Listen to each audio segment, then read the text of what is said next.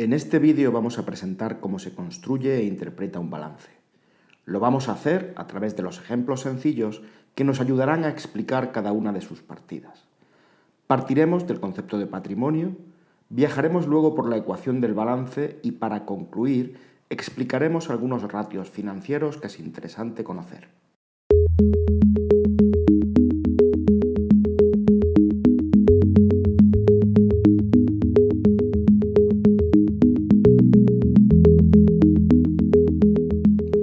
Empezaremos presentando el concepto de patrimonio y de elementos patrimoniales. Comenzaremos con los elementos patrimoniales. Una empresa posee bienes, edificios, instalaciones, maquinaria, equipos informáticos, materias primas en almacén, mercancías para vender, dinero en metálico o en cuentas corrientes a la vista, por ejemplo.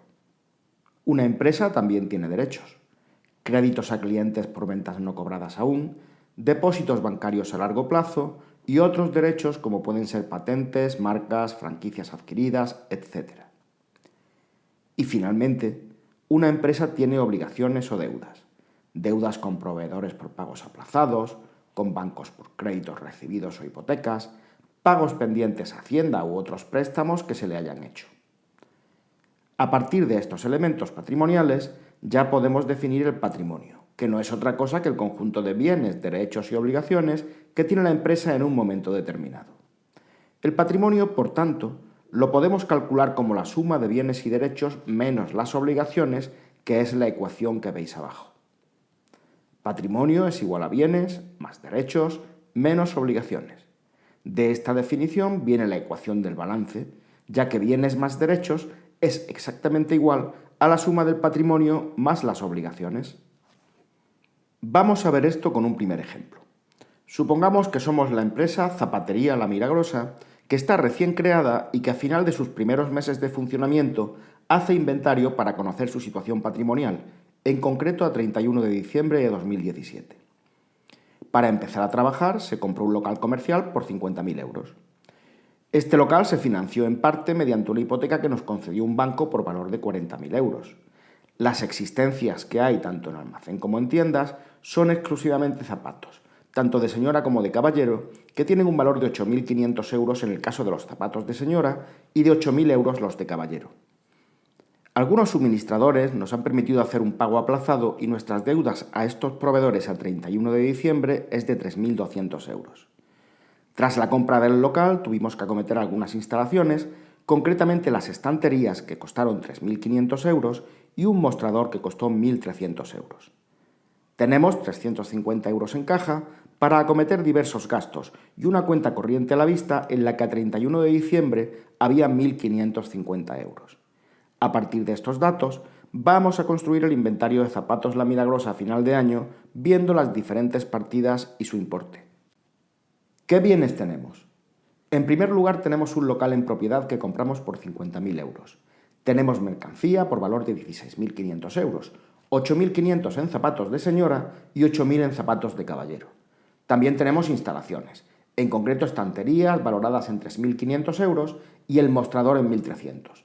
Todo ello suma un valor en instalaciones de 4.800 euros. Sumando local, mercancías e instalaciones, todos nuestros bienes ascienden a 71.300 euros. Vamos a pasar a los derechos. Como nuestros clientes nos pagan al contado, no tenemos ninguna cuenta pendiente de cobrar a clientes. Sin embargo, sí tenemos 350 euros en caja y 1.550 euros disponibles en la cuenta corriente. Por lo tanto, el total de nuestros derechos son 1.900 euros. Pero claro, también tenemos obligaciones.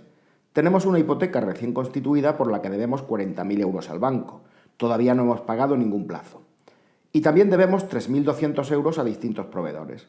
En total, nuestras obligaciones ascienden a 43.200 euros. Observa que las obligaciones están escritas en rojo. En las prácticas contables, las partidas que significan salidas o lo que podría llamarse entradas negativas se suelen poner en rojo o con un signo menos o entre paréntesis. En este ejemplo las hemos puesto en rojo. Una vez hecho el inventario de zapatos La Milagrosa, ya podemos saber el valor de su patrimonio a 31 de diciembre, sumando bienes y derechos, y luego restando obligaciones. Vemos que en este caso es de 30.000 euros. De este ejemplo tan sencillo es importante extraer dos conclusiones fundamentales. En primer lugar, que todo cuadra siempre en la ecuación del balance y, por tanto, en todo momento, bienes más derechos es igual a patrimonio más obligaciones. Lo recalco, en todo momento, siempre. Lo segundo es la insistencia que siempre he tenido en indicar la fecha, 31 de diciembre. Hemos visto una situación en un momento concreto, a final de año, pero un mes después el equilibrio entre bienes, derechos, patrimonio y obligaciones podría ser otro. En definitiva, se trata de una situación estática, lo que podríamos llamar una foto. A partir de aquí ya podemos pasar a analizar la estructura de un balance de situación. El balance de situación es lo que se denomina un estado contable. Forma parte de una serie de documentos que las sociedades comerciales están obligadas a presentar al término de cada ejercicio económico, que normalmente sucede el 31 de diciembre. Como el resto de los estados financieros, el balance de situación muestra la imagen fiel del patrimonio, de la situación financiera y de los resultados de la empresa en un momento determinado. Insisto una vez más en el concepto estático de foto. El balance de situación es un documento contable que refleja la situación de la empresa en cuanto a recursos y obligaciones. El balance expresa, por tanto, una misma realidad desde dos puntos de vista. En el lado izquierdo del balance tenemos el activo, que son los bienes y derechos que tiene la empresa, es decir, sus recursos, ordenados por liquidez de menos a más. En el lado derecho tenemos el patrimonio neto y el pasivo. Son las obligaciones que la empresa ha contraído para financiar estos activos que tenemos en el lado izquierdo. Estas obligaciones se ordenan por exigibilidad desde no exigibles hasta exigibles a corto plazo. Centrándonos en esta parte derecha, la de las obligaciones, veremos que las hay de dos tipos. En primer lugar, arriba, está el patrimonio neto, que es no exigible en cuanto representa las aportaciones de los socios o de la propia empresa mediante fondos propios o reservas, que son beneficios no distribuidos. Dentro del patrimonio hay tres categorías dependiendo de su origen. En primer lugar está el capital aportado por los dueños, bien en la constitución o en aportaciones posteriores. Luego están los beneficios obtenidos en el pasado y que no se han repartido. Y finalmente los resultados del ejercicio en curso. Lo fundamental del patrimonio es su carácter residual. Es el residuo de activos después de considerar los pasivos. En caso de insolvencia, por ejemplo, es lo último que se paga una vez que se hayan cumplido los pagos del pasivo. No tiene plazo de devolución. Cuando el dueño pone recursos en la empresa, cuando aporta capital, la empresa no le dice te voy a devolver tanto en tal fecha, sino te voy a devolver lo que pueda cuando pueda, sin plazo comprometido. Siguiendo las obligaciones, debajo de los fondos no exigibles, tenemos las obligaciones a terceras personas, que son exigibles. Lo llamaremos pasivo. Ordenaremos este pasivo con un criterio de temporalidad. Primero las deudas a largo plazo, al que se le llama pasivo no corriente, y abajo las deudas a corto plazo, al que se le llama pasivo corriente. La distinción entre no corriente y corriente hace alusión a la duración del ejercicio económico, normalmente un año, es decir, largo plazo, si es más de un año, o corto plazo, si es menos. Como hemos visto en el ejemplo anterior, una forma sencilla de calcular lo que es el patrimonio es definirlo como lo que queda de recursos después de considerar los pasivos, que son las deudas con terceros. Si yo tengo activos por 10.000 y tengo pasivos por 6.000, el patrimonio es 4.000 por definición. Y por eso siempre activo va a ser igual a pasivo más patrimonio, porque el patrimonio es el activo menos el pasivo. A la izquierda del balance nos encontramos los recursos de la empresa. Son el activo que recoge tanto bienes como derechos. Estos recursos propiedad de la empresa son los que generarán beneficios futuros. Un activo, por tanto, puede ser un bien, una máquina, por ejemplo, o un terreno. También pueden ser un derecho, como una cuenta pendiente de cobrar a un cliente. Los activos se dividen básicamente en dos, dependiendo del momento en que uno espera recibir los beneficios que ese activo generará, a corto o largo plazo. Si el beneficio es durante los próximos 12 meses, a partir de la fecha de la foto del balance, le llamaremos activos corrientes o circulantes. Son de corto plazo. Los activos no corrientes o no circulantes son los de largo plazo. Para resumir lo dicho hasta ahora, vamos a ver un ejemplo de construcción de un balance. Supongamos una empresa que a 31 de diciembre presenta las siguientes partidas en miles de euros. Los resultados del ejercicio recién finalizado son 44. La amortización acumulada del inmobiliario asciende a 300. Hay unas existencias de mercaderías por valor de 800. Existen unas reservas voluntarias de 800 generadas por beneficios de anteriores ejercicios. A acreedores diversos se le deben 400. En bancos, en cuentas corrientes a la vista, tenemos 1.700. La flota de vehículos en su día costó 500. Respecto a esa flota, a la fecha del balance la amortización acumulada asciende a 150. La aportación hecha hasta ahora por los socios es de 1.000. Tiene ventas a clientes pendientes de cobrar por 340. A Hacienda se le deben 60 que habrá que pagar en breve. En caja se dispone de 114. Tiene préstamos a devolver a largo plazo, más de un año, por 500. El mobiliario costó en su día 500 y existen deudas con distintos proveedores por 700. A partir de estos datos vamos a construir el balance ordenadamente. Primero el patrimonio neto, donde vemos que hay 3 partidas. Capital aportado por los socios, 1.000. Reservas voluntarias provenientes de beneficios de ejercicios anteriores, 800. Resultado del ejercicio en curso, 44. Esto sumado nos da el patrimonio neto de la empresa, que es 1.844. Yendo al pasivo no corriente, que son las deudas contraídas a largo plazo, encontramos una única partida. Préstamos recibidos a largo plazo, 500. Luego el pasivo no corriente es 500. Y para acabar el apartado de obligaciones, vamos ahora a las deudas a corto plazo, a menos de un año, que constituyen el pasivo corriente. A proveedores se le deben 700, a la hacienda pública se le deben 60 y a otros acreedores 400. Sumando todo, nos da un pasivo corriente de 1.160. Sumando las 3 partidas, patrimonio neto, pasivo no corriente y pasivo corriente, nos arroja un total de obligaciones por valor de 3.504. Calculemos ahora los recursos, que son el activo. Veamos primero el activo no corriente o activo fijo. Tenemos un mobiliario que en su día costó 500. De ese mobiliario hay una amortización acumulada de 300 que anotaremos con signo negativo, porque con el tiempo está suponiendo una depreciación del valor inicial de los muebles. También tenemos unos vehículos que en su día costaron 500, de los cuales, igual que pasaba con los muebles, hay una amortización acumulada que en este caso es de 150, que también anotamos con signo negativo porque es una depreciación. Sumando todo, el valor del activo no corriente es de 550. Solo nos queda el activo corriente o activo circulante. En primer lugar, en los almacenes hay existencias de mercaderías por valor de 800.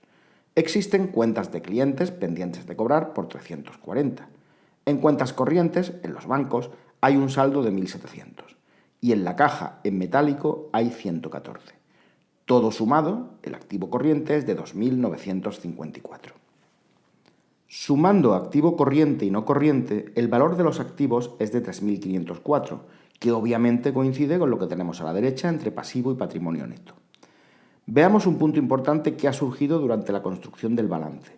Se trata de la amortización de los activos fijos, en el ejemplo mobiliario y vehículos. Estos activos inmovilizados se adquieren con la intención de utilizarlos durante varios ejercicios. Pueden ser tangibles, como terrenos, edificios, maquinaria, mobiliario, instalaciones, equipos informáticos, etc. También pueden ser intangibles, como patentes, marcas, programas de ordenador, etc. Salvo terrenos, edificios y alguna partida del inmovilizado intangible, todos estos activos se deprecian debido a su uso o simplemente por el paso del tiempo. Esta depreciación debe computarse a la hora de calcular el resultado del periodo. El reparto del coste de estos activos entre los ejercicios en los que son utilizados por la empresa se denomina proceso de amortización. La depreciación anual computada o cuota anual de amortización es siempre una cifra estimada que se determina considerando 3 variables: el precio de adquisición o coste del activo, la duración de este o vida útil esperada y el importe que se espera recuperar al término de la vida del activo, llamado valor residual. Y con esto hemos acabado de construir nuestro balance de situación. Permitid que ponga aquí, arriba y a la derecha, las partidas del balance del ejemplo que hemos visto, para hacer sobre ellas una serie de consideraciones en la interpretación del balance. Como he dicho antes, el balance de situación es uno de los estados financieros que están obligadas a presentar todas las sociedades comerciales una vez al año. Esto lo convierte en un documento oficial que necesitaremos presentar para cualquier tipo de financiación que queramos obtener, sea préstamos, hipotecas, renting, leasing o búsqueda de inversores. Por ello, es importante que revisemos nuestro balance y extraigamos conclusiones del tipo de las que van a buscar otros cuando queramos obtener financiación. Revisaremos 3 ratios. En primer lugar, la liquidez. Definimos la liquidez como la capacidad que la empresa tiene de generar fondos en el corto plazo, menos de un año, para poder cumplir oportunamente con el pago de sus obligaciones de corto plazo. ¿Cuánta liquidez tiene esta empresa? ¿Cómo es la liquidez de esta empresa, buena o mala? La pregunta en el fondo es cuál es la capacidad que esta empresa tiene de generar recursos a corto plazo, que son los recursos con los que podrá pagar sus obligaciones de corto plazo. La medida más útil de liquidez de una empresa es la conocida como la razón o ratio corriente o circulante de una empresa, que es el resultado de dividir los activos corrientes entre los pasivos corrientes. En el caso de la empresa cuyo balance hemos visto, la ratio circulante es de 2,5, fruto de dividir 2.954 entre 1.160.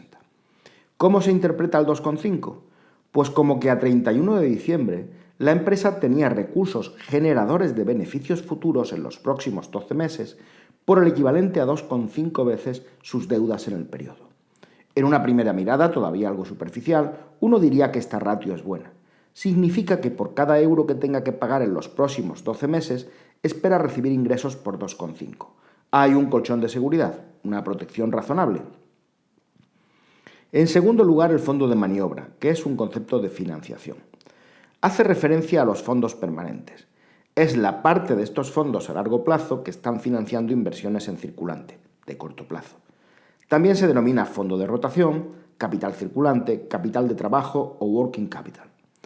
El fondo de maniobra real es el que podemos determinar a partir del balance de situación como financiación a largo plazo invertida en activo circulante, inversión a corto plazo. El fondo de maniobra se calcula como el activo corriente menos el pasivo corriente. Gráficamente lo podéis ver a la derecha con la flecha morada. En el ejemplo que hemos visto, el fondo de maniobra es de 1.794, fruto de restar los activos corrientes, que son 2.954, los pasivos corrientes, que son 1.160. Vemos que el fondo de maniobra de esta empresa es positivo. Salvo contadísimas excepciones en sectores muy concretos, el fondo de maniobra debe ser mayor que cero, pues de ser negativo significaría que el activo fijo se está financiando con deudas a corto plazo, lo que supondría un quebranto financiero cuando deban atenderse las obligaciones financieras a corto, colocando a la empresa en una situación de quiebra técnica. Y finalmente veamos el ratio de solvencia total. El ratio de solvencia total es activo total partido por pasivo exigible total.